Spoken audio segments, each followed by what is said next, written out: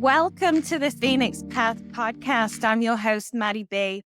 Today, I have the deep honor of introducing someone whose story is a true testimony to resilience, courage, and the power of healing, Elise Roth. Elise grew up in chaos, suffered trauma, abuse, and loss. For years, survival was her only option. But after a profound spiritual awakening, Elise made the decision to turn her pain into purpose and embarked on her own healing journey.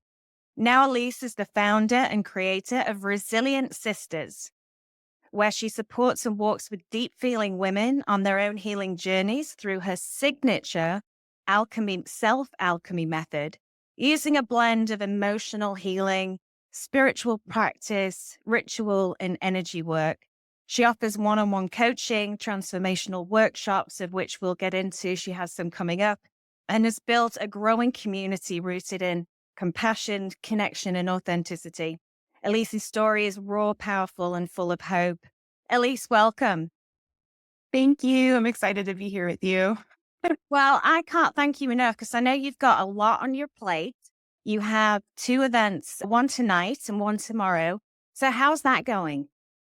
It's going really good. I have a women's circle tonight, and typically I do women's moon circles twice a month. We really just tune into different phases of the moon so that I can help guide women to learn how to use that towards their emotional healing and how to use that for deeper reflection, and then also just gathering in community.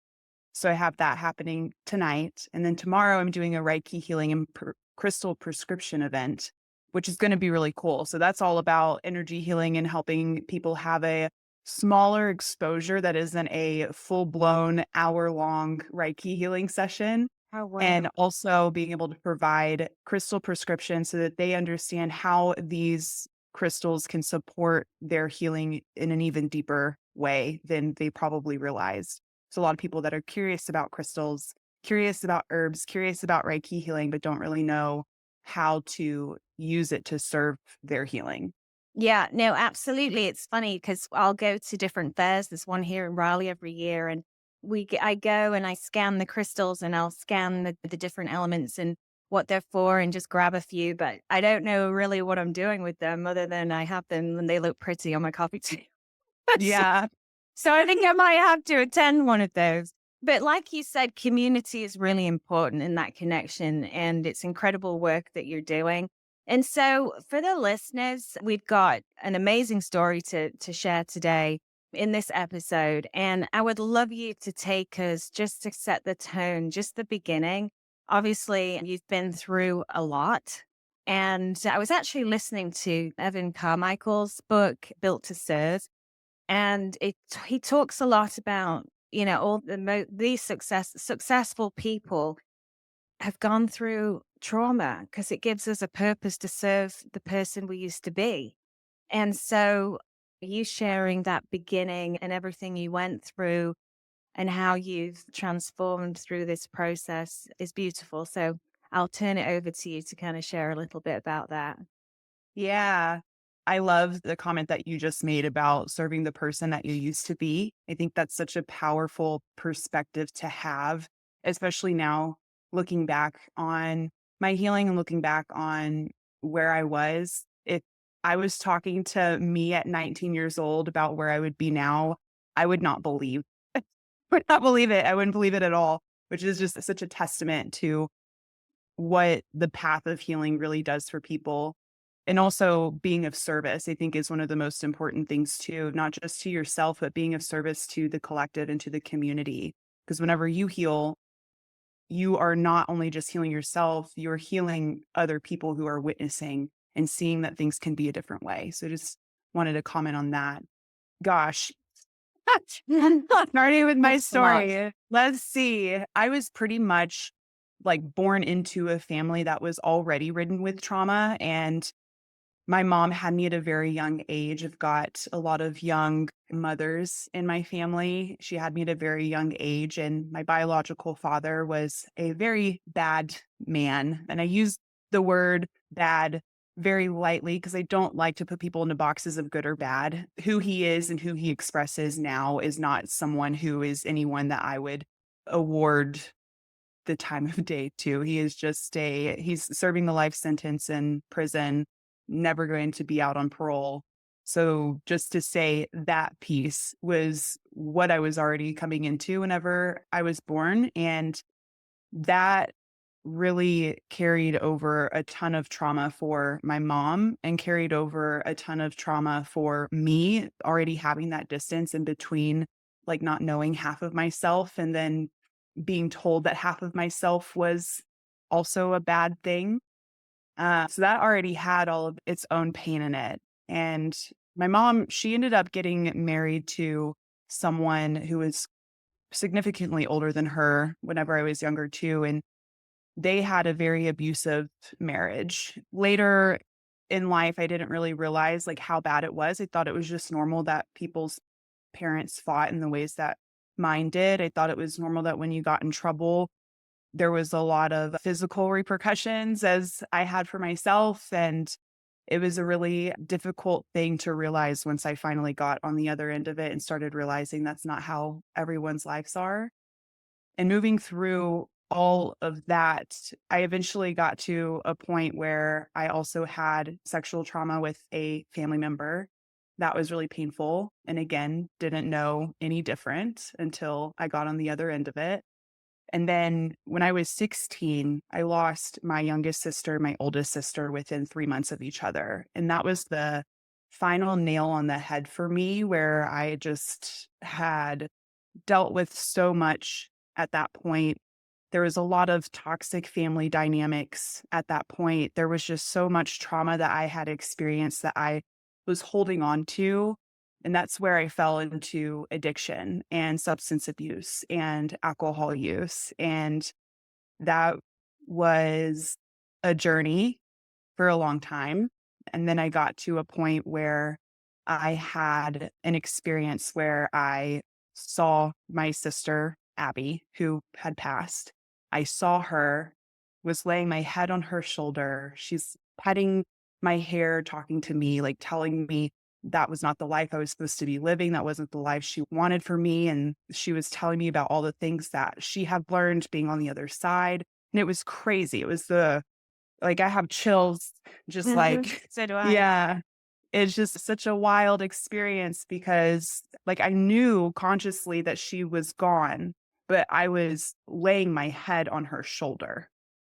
And that was just such a crazy thing to experience. And at that point, literally after that point, I decided to quit cold turkey on everything. Wow. Well, alcohol. I was still like drinking in social situations, but I decided to quit cold turkey on everything else substance wise. And that was really hard. And then when I was 19, I got pregnant with my son. And when I got pregnant with my son, that was a whole other level of my healing too, because at this point, like I had been preparing for this big shift and this big change. But I just remember whenever he was born and holding him and looking at his face and just like having that surge of dopamine and serotonin and everything, just like, wow, like this is insane. Like, I can't believe I just made this little human. He's so beautiful. I don't ever want pain to touch him. And then that triggered another thing in my brain of, oh, there's a lot of work I have to do in Right. To order to not do pass on that. that generational trauma. Yeah. Yeah, and that was really hard too because it was also a weird realization that I had that I needed to maintain distance from my family, and I thought that maintaining that distance, I could still manage some sort of relationship with some of them. He met my stepdad once, has never seen him again. My mom has only met him twice. He's 9 now, just for a reference. My mom has only ever met him twice in his life, which I think says a lot. Yeah. And that also at first wasn't by my choice, but now it's become like my choice. Like I'd rather keep the distance because things just expose themselves. The more I went on my healing and the more that scared people and intimidated them of like, oh, she's going to expose us. And it just became a really interesting dynamic where they had a lot of guilt and shame that they were holding for some of their actions while I was going the route of I'm just trying to connect with people and help people see that it's not just them and they're not alone and that they can heal themselves because it's definitely possible. I can do it. Anyone can. Yeah, after going through all of that, it's you really experience every aspect of trauma, from the loss of your sisters and the sexual abuse and just all of it. That's a lot. And like you say, it's amazing to feel and to know that you can offer hope. You can offer that hope and you've come through the other side.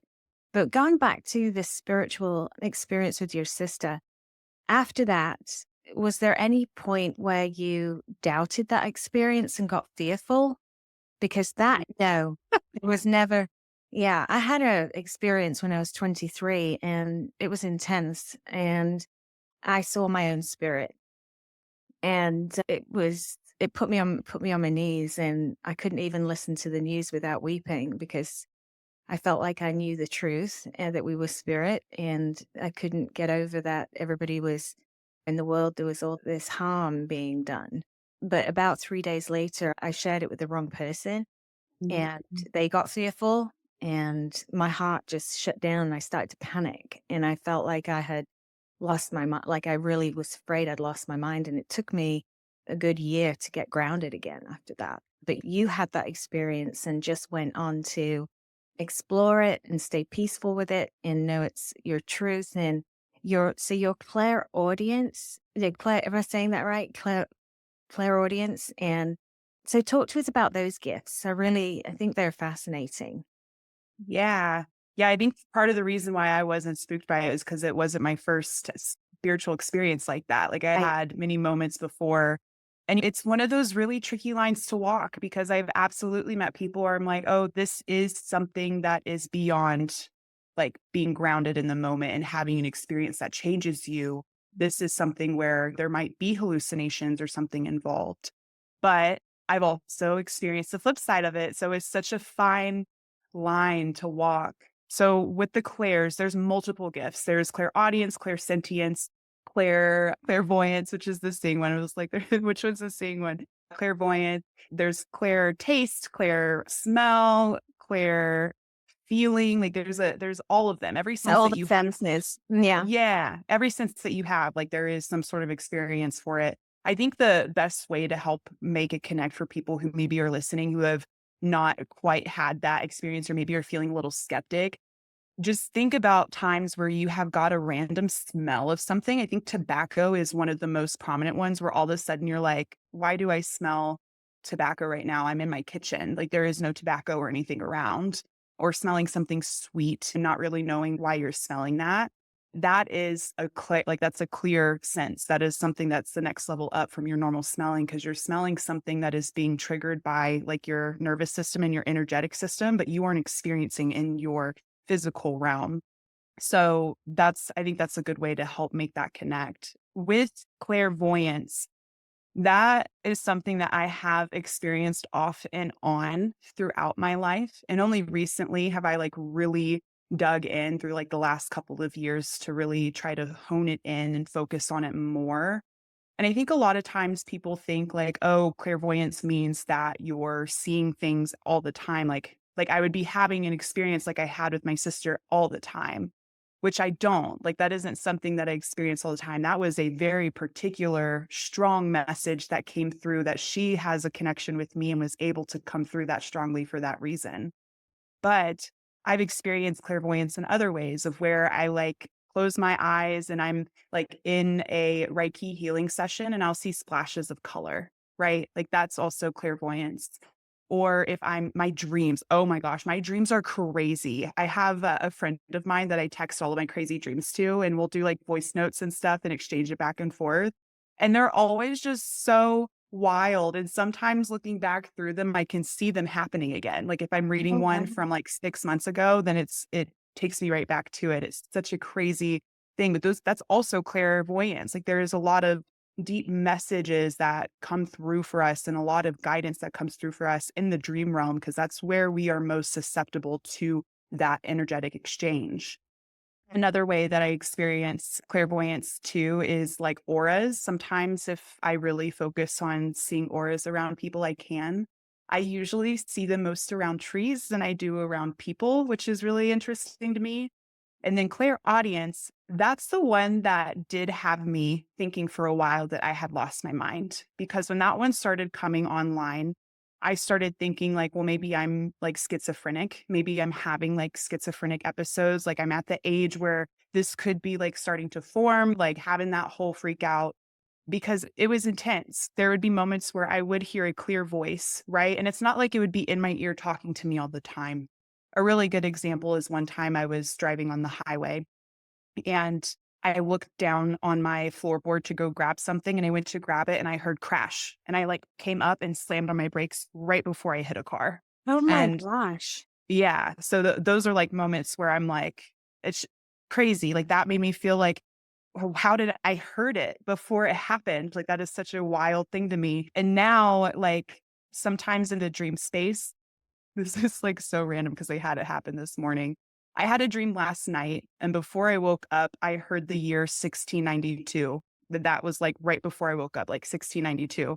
And I woke up and was like, okay, I heard that it's before you're fully awake, but you're still Mhm. dreaming that liminal space. And that's happened to me many times where I've heard like certain messages come through in that way too. But a lot of times with clairaudience, I recently learned that not everybody has an inner voice. I've Oh, always had an wow, inner voice. really? Yeah, isn't that weird? I didn't Yeah. know that until I started dating like my partner, and my partner, he doesn't have one. Like he just does things. And I'm like, wait, you don't talk yourself through the thing that you're about to do? Oh That's my crazy. gosh. Oh my gosh. I'm like, I'm always asking, I feel like I'm asking God for help every minute of every day, or kind of Yeah. there's like a ongoing prayer going on with me and God. I don't know. I can't imagine not having things come to me. And I think, like you said, until I'm speaking to you about this now and learning this, I thought, yeah, you just think everybody has that. And Yeah. you mentioned the colors that you see when you have your eyes closed. Well, I have that all the time. And I thought, and especially when I'm doing Kundalini yoga, and Mm, I thought it was just my eyes. I don't know, because they're closed and just doing their thing, like in my head. I had no idea that this is a message. yeah, Yeah. it's That's really wild. crazy. And I And love what's it too that you're also experiencing it. So you know what I'm talking about. Like you oh, have yeah. those extra senses too. And it truly is just the way that the energetic world is trying to communicate with us in a way that makes sense for us. Mhm. Literally makes sense. Well, and learned about around that time when I was 23, I learned all about words that I'd never heard before, like synchronicity. And all of a sudden, Mm, I'm seeing it everywhere. And there are when I see robins in the garden, it reminds me of my dad. And my dad's alive, but I always feel like he's reminding me, he's with me. And when I see the daffodils bloom, it reminds me of him also, just because when I was growing up, I remember him. We had this long driveway down to our house. We lived on a farm, and the entire kind of quarter of a mile of driveway, with daffodils went all the way down. They were growing all the way down. And I will remember him driving his tractor lawnmower up and down the side of it to cut the grass. It was the most immaculate farm you've ever seen in your life. He would plow a field and then spend an hour washing his plow afterwards. But anyway, there are things like that. And gosh, people calling at certain times. Sometimes mm, when I'm boxing or I'm working out, there'll be something that I haven't done that comes to me that is important, that maybe I didn't have a long to-do list, but that I didn't write down, or it's somebody I need to call. And I thought I really did think this was normal. yeah. Yeah. Nope. Some people just don't. Some people are just going through the motions and it's pretty crazy. It's such a crazy thing to realize because then you have experiences that are so like deep with those other things? Like, I'm curious for you because you said that you have prayers to God a lot. Have you experienced God's voice? Not like audibly, not in that Claire audience or whatever. Is it Claire? Anyway, That's whichever right. one. Yeah, okay. Not in that way, but I do two-way prayer through journaling. So I will spend a few minutes or a minute taking some deep breaths. And I do it in a group setting as well, in a recovery setting. And we meet, they play music for about 10 minutes. I always ask God, what do you have for me today? And I just start writing and try not to judge it and just get everything out on paper. And then they pause, they stop the music. We break out into breakout rooms and we all share our writing. And it's incredible the themes that are with the women that I'm in the breakout room with, the same themes. And some of them bring tears to my eyes. And I read mine, and it's like all of our reading, all of our writings fit together in some way. And so I hear God, that's God speaking to me. And recently it's been a lot about this.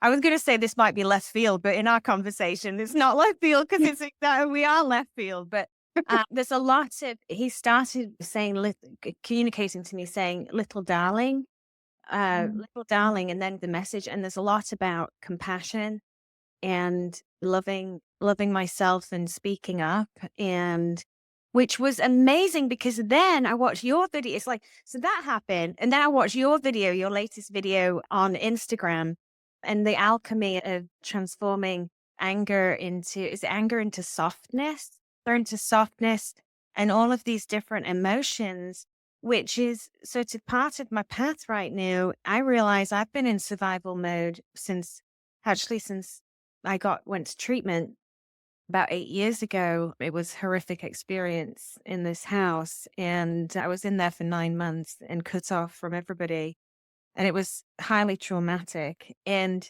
I wasn't allowed to express my grief, and I was shut down and really brutally pulled to pieces.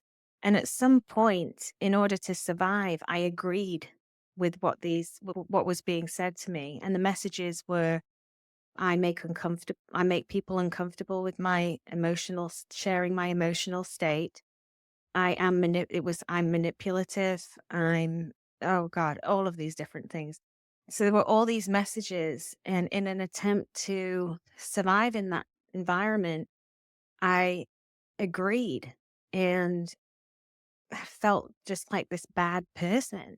And deep down, I knew that my heart was never to harm anybody, but it really messed with me. Anyway, so what it did was I got out of there, and I couldn't be emotionally honest. It's been really difficult to be emotionally honest and actually process, first of all, acknowledge I'm feeling something, speak up about it, speak up about uncomfort or express boundaries, even the ability to feel and process and let go. And so I tried to do some EMDR around this experience, but it didn't work because I couldn't get myself to the experience to bring it. It wasn't about getting myself to the experience to then reframe it and bring it down. It's almost like I need to do the opposite of that, which is access it all and process it, Mhm. and it's so, because I saw you on Instagram and I've been following you for a little while, and everything that you do was just speaking to me. So like I said, anyway, let's get back to you, but that's the journey and that's the path. And so you talking about all these things and these messages coming through is absolutely fascinating. And as I said, I am going to attend one of your workshops for sure. And you do them online, don't you? I'm gonna be bringing my women's spaces online, yes. I'll Okay, be doing perfect. those. I think I'll start doing those as, like, a monthly, like, free community call where everybody can Yeah. just, like, come in and attend and just be in the presence of healing. Because a point to what you were saying about getting yourself there to do the processing, it has to feel safe in order for you to do that, and you don't know what that feeling's gonna be like, and you can't just throw yourself into it because you're just gonna keep re-traumatizing your system. It's gonna keep re-experiencing those same feelings and then keep closing up. So the whole process of bringing those online is to provide a space where people can just be in the energy of what that feels like and start to slowly expose themselves to it in a way that doesn't feel so intense, but doesn't feel so like, okay, this is like my heart's beating fast and I'm like stuck in like this thought loop and it feels scary because it does feel scary, even though it's not necessarily a scary thing. Your body doesn't know that. No, your body's wired to protect you and your brain is like wired to protect you. So it's all that. Yeah, for me, it's that shutting, it's that like I have, since I've started some of this work, I have these moments where I can feel the emotions coming up, but then I get into my head about it and shut it down. Yeah. So like, and then I'm like, damn it. I just wanted to have like, I'm like, let it out, but I can't think my way out of this.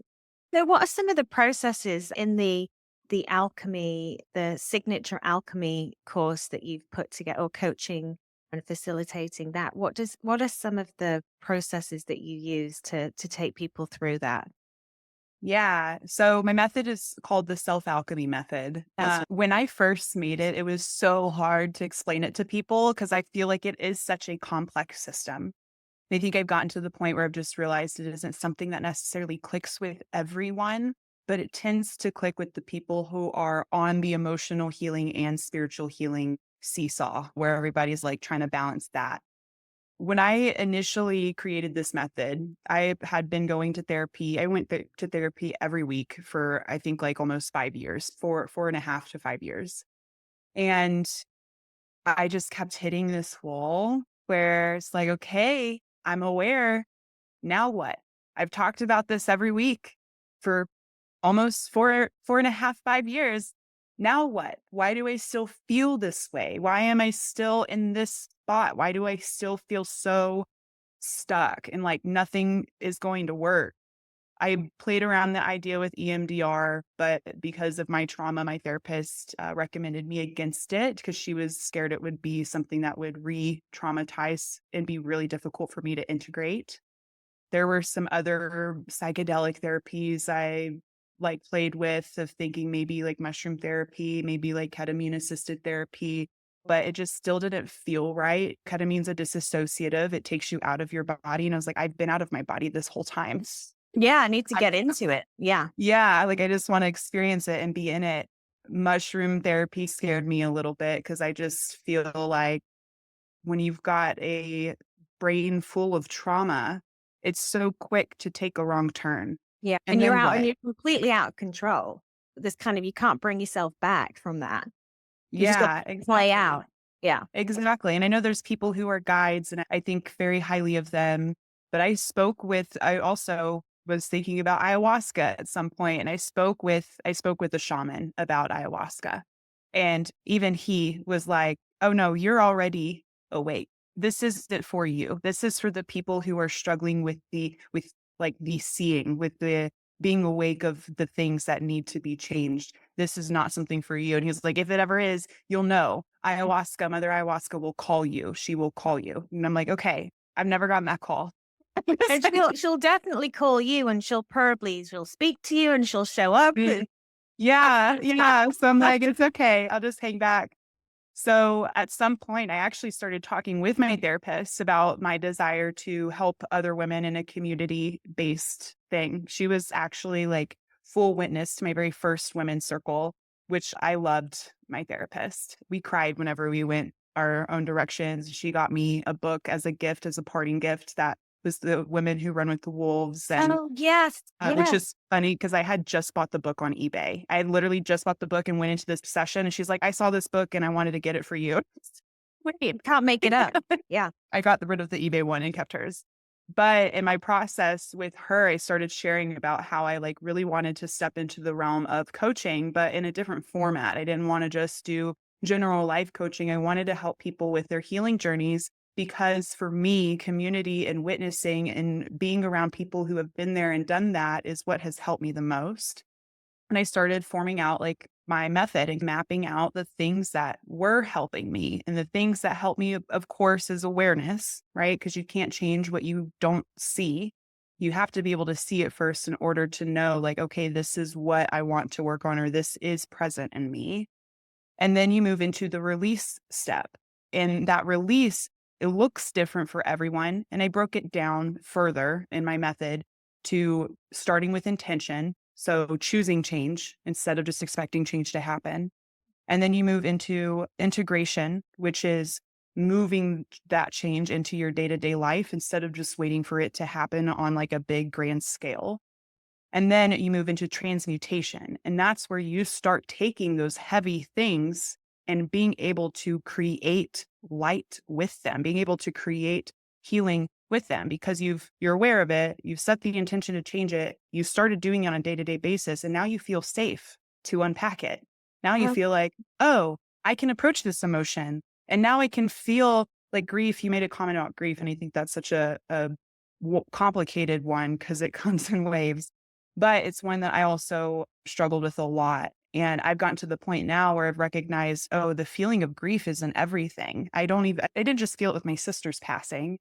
I feel it whenever my relationship is changing into a new phase. I feel it whenever I feel myself saying goodbye to different parts of myself. I feel it in motherhood so much with every age or every new moment where he's like becoming his own person and recognizing that. And now I can approach grief in a way where I can sit with it, feel it all the way through. And as soon as I've felt it all the way through and I can release it, then I'm like, oh man, that felt great. Like I oh, feel back wow. like appreciation and gratitude. I think gratitude's like one of those things that I struggled with a lot, especially being a survivor of trauma, which I'm sure you probably have struggled with it too.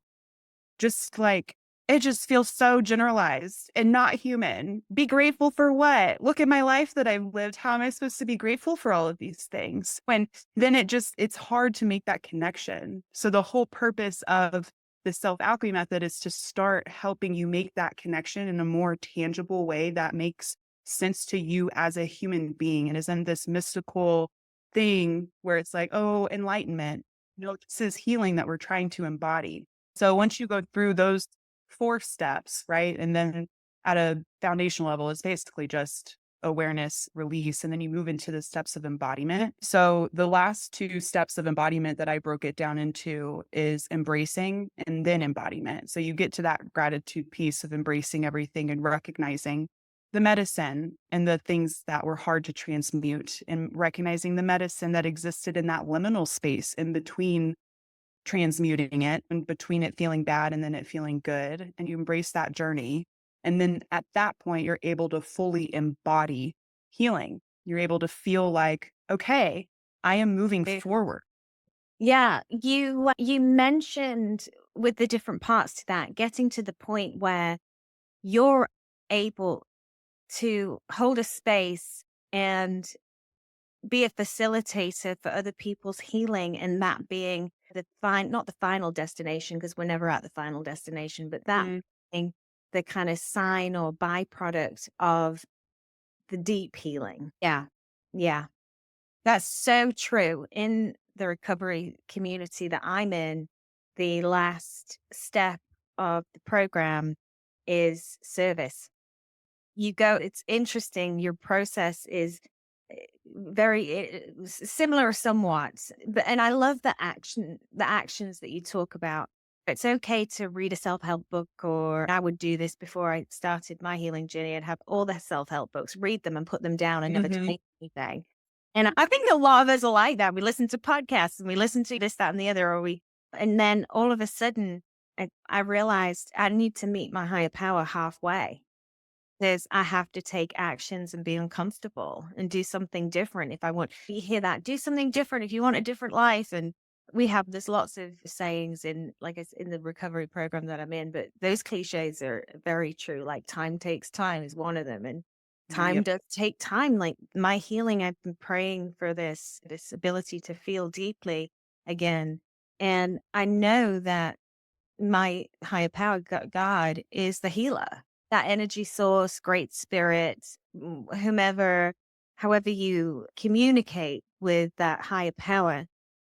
I can only do my part, and my part is I can't do it by myself, is what I'm trying to say. Like, I can't, Mhm. with my thinking, I can't just do this. I have to take the hand and take my higher power's hand and do what I can do, and then Mhm. rest is up to them in their timing, in their timing.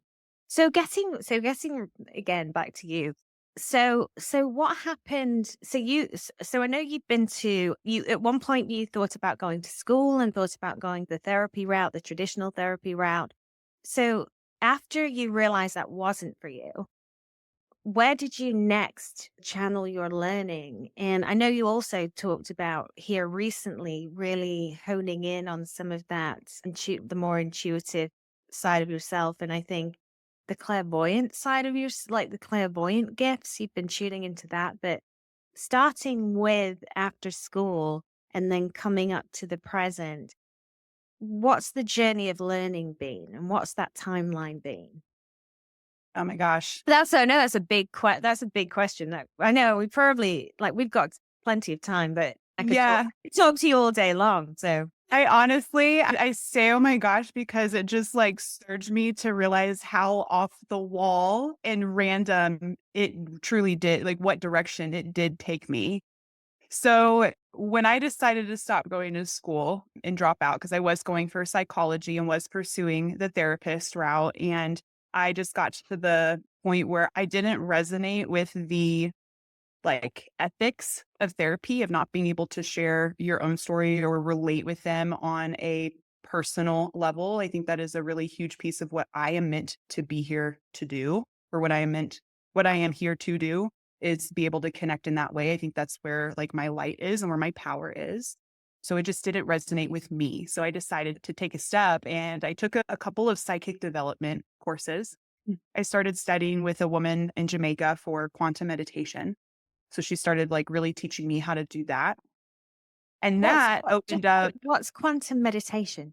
Yeah. So I'm sure maybe not, but a lot of people have heard of like the quantum science model where you put the same cell right next to each other. Right. And if you look at that cell from one side, it could look the same. If you look at it just from the other side, all of a sudden there's like five of them.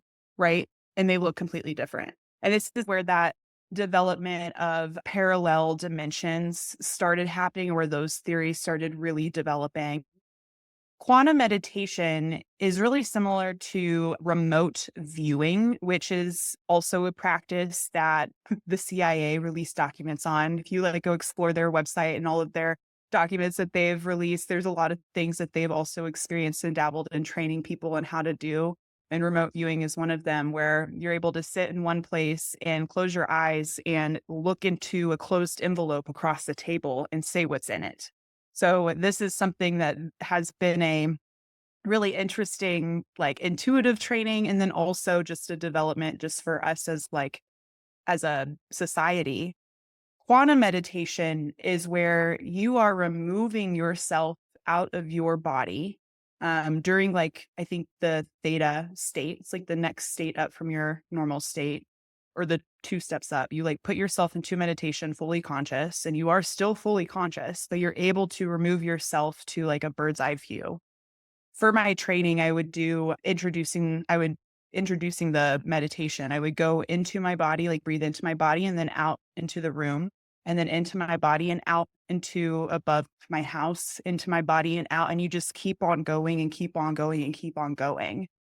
And at some point I got to this wild place that was, I referred to it as like 0 point consciousness, because I was fully aware that where nothing existed and everything existed and every possibility of everything existed all at the same time. And it was nothing but everything. And I don't know how else to explain it. It was a really crazy place to end up. So that is quantum meditation, where you are able to remove yourself and also take yourself out of your mind and put yourself into like a more analytical, where you're just able to observe, like truly observe everything outside of your own limitations, outside of your own Wow. conditioning. So I started training with a woman in Jamaica for that. And that was a really cool experience. I learned a lot from her. And then from there, that's when I started really connecting with my ancestry. And my great grandmother started coming to me in dreams. And then during one of my psychic development courses, my great grandfather came to me during like my own meditation, and he was like talking to me. Then I never knew who this man was. I never met him. I was never told about him, but he told me his name started with an H. I'm just like, okay. So I got out of that and reached out to a great aunt that I had also never spoken to, but I contacted another family member to talk to her, reached out to her and talked to her about the meditation I had. The man, what he looked like. His name started with an H. Who was he? He was my great grandmother's second husband, who was also the co-founder of, or what he served on like the founding committee to the Institute of Noetic Sciences in California. She also served there. And then learning about that sent me on a journey with her and learning about, she had like a sidekick library named after her, I think in Philadelphia. And there's still an entire group that still follows her teachings and her studies. Oh my She God. studied under Edgar Casey, Oh, which was also wow. like another crazy realization. I've recently found, I think the library started posting all of their articles that they've had of her because every couple of months I see something new. I'll just like search her name and find something new. And there was a article where she was talking about the meditations that she does, which are very similar to the quantum meditations that I do now that I have been Can't learning make it without up. her Yeah, knowing. It's can't make just it up. crazy, just such a crazy thing. So that sent me on my own path of then being like, I should get my DNA tested and figure out. I've always felt called to like Celtic history. I've always felt called to like Celtic paganism, which really I just look at it as like Celtic practices. And in that process, found out that my DNA genetic makeup is 76% Celtic. So then Oh, that wow. confirmed for me all of the natural things that I felt drawn to. It confirmed for me like the deities that I've always wanted to work with and that I've like built relationships with. And it was just crazy. So that's where I went on my educational aspect and then continuing to learn and study and deep self study about emotional healing and psychology, reading a ton about like trauma healing and reading other people's stories and like finding the things that connect and relate and the things that I feel are most common. Personally, I think that at the heart of all addiction is a traumatic history, like some sort of trauma that puts you there because you're just trying to put yourself in control of a situation. But I've heard other theories too about like what is at the heart of those things. And then that led me to also getting to the point where I wanted to get my Reiki healing certification. And that's really just taken off in its own direction too, just having the right concoction of everything of like, okay, here you go. Now you can just go off on your own way, which is weird because sometimes I'm doing Reiki healing sessions and then someone's grandma shows up and I'm like, oh, I guess this is also a mediumship reading. This is Well, weird. and so you, in those sessions, do you openly share or do you ask permission before you I share? always ask permission, Yeah. because you never know what people are held for. I can usually feel if someone is Open. a little bit more closed off to that information, and sometimes, like, I can discern on my own how to share it without being like, "Oh, hey, your third uncle that you knew whenever you were little is here, and this is what he wants me to tell you." I can figure out how to go a different route with it, which is sometimes I will. Sometimes I won't. I discern off of my own feeling, depending also too on how heavy the information is and how deep the healing that we're doing at that time is. Makes sense. Makes sense. That's amazing. That's so amazing. Gosh, I wish you lived closer so I could Yeah. pop by for a session. Um, I do have to ask this. So do you, obviously we had our meet and greet before and connected, which was just wonderful. Have you, can you see my aura or see any, if it's really bad, I don't want to know. Yeah. It's hard to tell on digital spaces sometimes, but Yeah. I am seeing like a little green around your shoulders and a lot more pink in like going up through to your head. Does that mean I'm bonkers? I feel like pink to me, like it makes me feel like very like lovey. So it feels like there's like some mix of love going on. And then also, I guess with the green too, that makes me think of the heart center. So that could be very connected where maybe you are feeling a little bit more united with yourself or a little bit more connected to your, I guess, with your inner self, or you're feeling a lot more self-love maybe lately than you've ever felt, and that's just coming through It's in the so moment true. that I'm seeing. That's so true. And I can't believe you use the word a heart center, which maybe you use that word 10 times a day. I'm not sure. But I've been saying for years now, I don't even know when it started, but we're talking like 15 plus years. I don't ask people how they are. I ask them how their heart center is. Oh, that's sweet. I'm like, well, how's your heart center? And they're like, what? What is a heart center? And I'm like deep in your heart center. I love it. So, yeah, it's funny though, like you said with your partner right now, some people really, their brain twists with that wording. Mhm. So it's really just, I know that we and you, not you specifically, but everybody, you have to respect where people are at. And I remember somebody saying to me once, you can't wake a sleeping baby and expect it not to cry. Oh, You, wow, I love that. yeah, That is so good. yeah. That is a good analogy. He does it, but you have that discernment and intuition innately, which is just beautiful, which makes you a safe healing space. I think I once went to see this wizard and it was crazy. It was crazy. And what was interesting, so it was this wizard guy who claimed to be a healer. And I was so desperate to heal back then. I went to see him with a friend of mine at the time who was also into Celtic, that Celtic side of things. But anyway, we show up immediately when I walked in, I got this message that I shouldn't be there. It wasn't like Mm, audience or anything like that, but it was a dangerous feeling. Like I knew this was dangerous.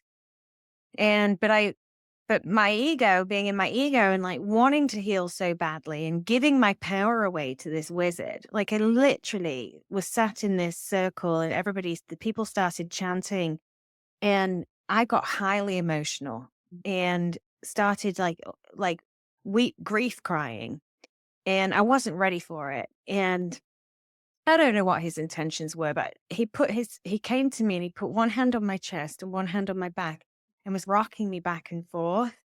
And I couldn't stop this grief crying. And and so anyway, so then to be honest, I don't even remember the end of this thing, but I left and I got in my car. And by the time I got home, I felt sick with the flu, like terrible flu. And I had this like a fever and for about 3 days. And all this anger came up at this wizard. Like I was really angry that I felt like this wizard had taken my like life source or like taken from me. I felt violated. And I went to my healing circle at that time and I was furious with this wizard and this experience. And it came to my turn because we all used to share.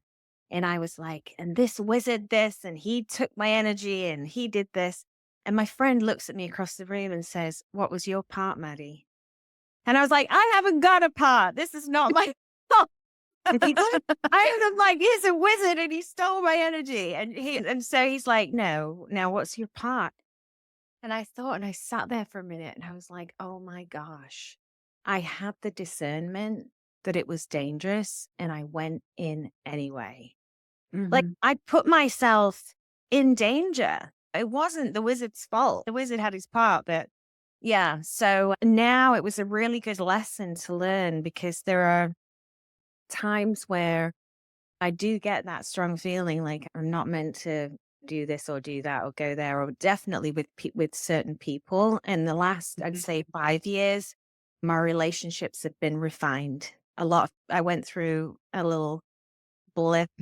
We could call it a breakthrough, 5 years sober. And there was only a couple of friends that I could bear to be with, that I could handle being with at that point. I was so raw. And so all the people fell away and like new people that feel really safe, that actually are safe to, even though I'm still learning to use or to not necessarily use is the right word, but I'm still learning to be vulnerable with them and actually be emotionally honest. But I realized the other day, I was like, oh my God, I have surrounded myself with safe people. Mhm. Yeah. Why they're just waiting for me to open up to them. They're just waiting. They're like, they don't say that to me and they haven't said that to me, but I know that they're here. They're here. And I'm Yeah. not in a position where I'm like, oh my God, who would I turn to? It's more like, all right, it's time now. That's so beautiful. I love that so much. Community is so important. It's such an important thing. And having that safety on the outside allows you to start to work on your own inner safety and learning how to trust your own discernment, learning how to trust your own feelings, learning how to trust your own thought loops, and starting to slowly, like, it reminds me like the dahlia flower, like whenever it's blooming, it always contracts so it can bloom a little bit further and it just keeps on like going and going. I didn't know that. It's crazy. If you watch like a time lapse video, it's so beautiful because truly it blooms a little bit and then it goes back in. And then you're like, is it dying? Oh, Maybe. yeah. Then it like blooms a little bit further and it just keeps on until it gets to like its largest bloom. And they can get so big when you have the right environment, when you have Um, the right space for it to spread its petals out the way that it needs to, the way that it has the capacity to. And I think that's such a beautiful thing to reflect back on when you're thinking about the people you've surrounded yourself with, and you're thinking about all that you've been through and bringing that back into center of like, okay, I'm shitting on myself with thinking about like, I should be sharing my emotions. I should be vulnerable. I should do this. But these people don't make you feel like you should. They're just here. mhm. So then you start to stop shitting on yourself too and start expanding and contracting and expanding in the way that feels best for you so you can get to where you have the capacity to be. And I just think it's so beautiful. I love that. I did not know that. I've never heard of that before, and I know that's just I'm gonna have to find a time lapse of that now and watch it. And I think what you said was really important is there's times where I do feel like I'm opening, and then there's that contracting, and the fear can set in like, "Oh my god, am I dead inside again?" But I love also that you are on this you honor so deeply people's own timeline of and safety and their own journey of when they open up.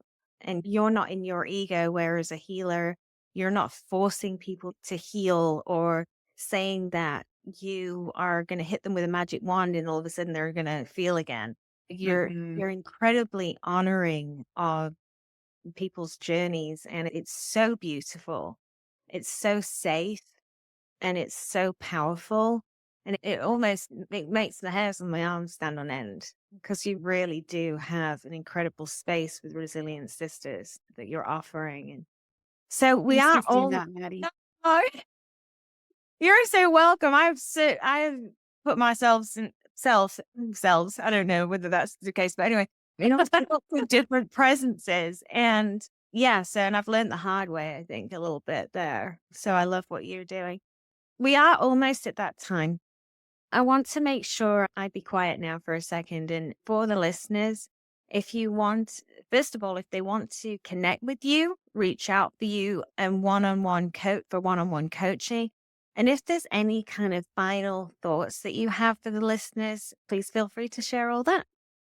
Yes, I'll share my final thoughts first. I think one of the most important things whenever you're starting the healing journey is not only finding people who honor your process, but also honoring your process on your own and trusting that you are exactly where you're meant to be. Even though that place might be so extremely painful, it might be so extremely difficult for you to be in, just trusting that you are going to see the other side of it. I think one of the things that I think of is the light at the end of the tunnel, right? We're always seeking for the next best thing and seeking for what is at the end and how are we going to get there without realizing that we are our own light. We are the light within the tunnel that we're seeing our reflection of at the end of the tunnel. And trusting in that process is really important. You're doing great. You're healing. You're taking the steps that are meant for you right now and just trust in that process and don't let anyone tell you different. Okay, so ways to connect with me. There's a few ways. I do have my website where I do post all of my events, and I'll be putting my online events and everything on there. And that's just resilientsisters.co. And then connecting with me on Instagram is going to be the best way to get a hold of me because that's the platform I'm most active on. And that's just at Resilient Sisters. You can DM me. My DMs are always open. You can email me, which is just Elise at resilientsisters.co. I answer all of my emails and we can set up a different healing session. We can talk about the coaching program, or we can just talk about getting you involved into the community spaces and how to help expose you to just the energy of healing so you can create that safety for yourself. Oh, that's beautiful. And also, I was going to ask with the do you do a consultation and to fine tune what the medicine is going to be look like? Do you have a consultation and then figure out like a prescription almost, like a spiritual, emotional prescription for them and then start that journey? Right. So you do that, right? You have the consultation. Yeah. Yeah, definitely. We do like a full hour call where I'm able to just explore some deeper questions with my future client and talk to them about the things that are coming up for them currently and then also the things that maybe have been buried a little bit deeper that they're not fully aware of yet. So I can figure out, okay, let's start with getting you into a women's circle and just like ease you in. Let's start with an energy healing session. Here's how to schedule that. Or explaining to them the full method of the program so that they can see if that is going to be the right fit for them too. My my one-on-one coaching containers are very high touch because I am someone who does not believe in isolation to heal. I do not think that we heal in that way, especially as women. I did not heal that way, and the loneliness was the hardest part of that journey. So, any coaching program that you're doing with me is super high touch, where we are doing the biweekly calls and also regular text support so that you are aware, like, I'm here. You're not alone. If you have a hard time opening up and being vulnerable, that's okay. I'm still sending you a message, Oh, I love making that. sure you're good. Because sometimes that's all we need. Sometimes, especially I've noticed with some of my clients and even with myself, like we get caught in these spaces of thinking we're being burdenous to people. Even whenever we're like, oh, we're in this co-working relationship with them, we can feel I don't want to inhibit. I don't want to overstep my boundaries. I don't want to be a burden. One of my favorite things I've ever been told by someone was sisterhood is rude.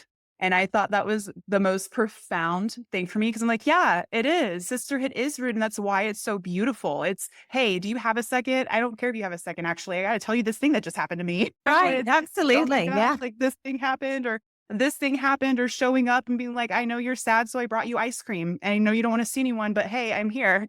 I Like love it's such that a, so much. yeah, it's such a Yeah. beautiful exchange. And I maintain that exchange in all of my containers, all of my clients, I think are my friends. Like I still keep up with every single one of them and check in on them and send them memes when I think about them or send them voice notes when I'm like, hey, I've been thinking about you. How's your life? Here's what's going on in mine. And I think that is the most important aspect in relationships, especially as a healer. Like part of that is true community. And you can't just have community without being in touch with people and building a relationship. Yeah. Yeah. And it's amazing. And now you've got me thinking there was a point where I was using voice notes and I haven't used it for a long time. And I'm going to go for a walk today and send out 10 voice notes. Nice. And just remind some women that I love them. And yeah, I have a bestie in the UK. I miss her so much. And there's friends where I've lived in the US for 17 years but I called her the other week and it's right back at it, Yeah. just laughing, and I Yeah. knew her before I met her. It's that kind of friend, like, I knew her like, I met her and I was like, "I've known you all my life," and I'll know her all my life, whether we ever speak again or not. That's such a beautiful connection. I love it. I Yeah, love it so yeah. much. Well, so resilient sisters.co is the website, resilient sisters on Instagram. I know that on Instagram, please do, if you're listening, hop on there and watch some of Elise's videos. There was one the other day that just knocked my socks off. And it was right on time. We love the synchronicity. So please like and follow her and send her lots of love. I know she'll be sending it back. There's the one-on-one coaching, the workshops, and just the community at large that you can become a part of and have that healing energy if you want to expose yourself to that to get going. And if you like this episode, please like, share, comment. We love that. We love to interact. And if you have any issues connecting with Elise, send me a message there. I'd be happy to connect you. But thank you, Elise. Thanks again for your time and especially making time the day before or the same day as you've got tonight's workshop. And tomorrow and everything that you have going on. So thank you so much for your time today. And You, Maddie. yeah, I'll stay in touch and I can't wait to attend. I can't wait either. All right. Have a beautiful rest of your day. And I'll be thinking about you with your workshop tonight. Thank you. You too. Bye. Bye.